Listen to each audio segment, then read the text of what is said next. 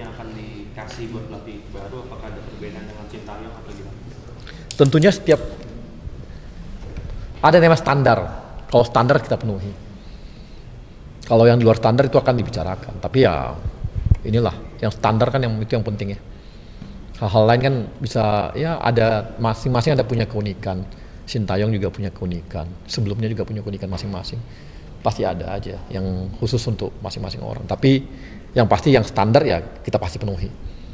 Gitu. Nilai kontraknya lebih gede dari Sintayong atau gimana? Kontrak kan nilai kontraknya Sintayong tuh nggak sendiri, sepaket gitu ya. Yang pasti kita cari yang terbaik. Sebenarnya kalau Pak Erik itu berpikir untuk cari aman, mungkin beliau tidak melakukan penggantian pelatih. Misalnya pelatih lama dipertahankan, gagal Piala Dunia. Pastikan yang dimaki-maki orang pelatih lamanya itu. Ini enggak, Pak Erik ambil resiko itu gitu. Orang sekarang udah mulai ngarah-ngarah ke sana kan. Kan berat tuh. Yang kedua, dari sisi finansial, puluhan M loh yang harus kami bayar. Artinya itu pun kami tanggung. Gak mungkin kan diperjualbelikan hal-hal itu. Gak akan ada yang mau beli puluhan miliar. Itu pun harus diambil resiko itu. Dari sisi popularitas lebih enak bersama pelatih lama. Enak. Gak akan dimaki-maki. Gak akan di head speech lah, di inilah, wah kalau kita mah udah habis-habisan lah. Didoakan ke akhirat lah. Aneh-aneh. Jadi kalau mau main aman, ya pertahankan. Tapi ada hal besar yang harus diambil. Dan itu untuk merah putih. Itu satu. Yang kedua, ya begini-begini kita kan tahu ya bahwa kami nggak pernah, atau bukan nggak pernah sih, mudah-mudahan selama periode Pak Erik ini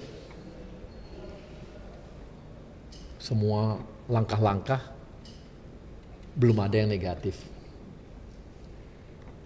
Mau di liga perbaikannya, usia muda U17 kita masuk AFC, U19 kita masuk AFC ke U20,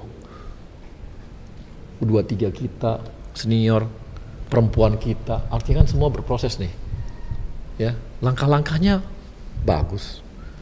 Jadi kali ini tolong dipercaya aja, langkah kami ini bukan langkah, memang berat, tapi yang tadi itu kalau mau popularitas gampang, kalau mau cari aman gampang, tapi ada hal besar yang harus kami kerjakan. Dan gak ada untungnya. Apa untungnya coba? Untungnya cuma satu, untuk merah putih. Gak ada yang lain gitu. Dan itu. Kemudian, nah ini kita kebetulan ketum kita ini kan, dia ini mengelola klub Eropa. Pernah bahkan mengelola klub Eropa besar yang di Serie A. Pemain-pemain diaspora kita itu cara berpikirnya kan cara berpikir Eropa, melihat tim pun secara Eropa, ya. Jadi agak beda memang dengan cara kita lah ya, yang selalu berpikir head coach gitu. Beda ini. Coba lihat, kenapa di Eropa itu disebut misalnya pelatih itu manajer.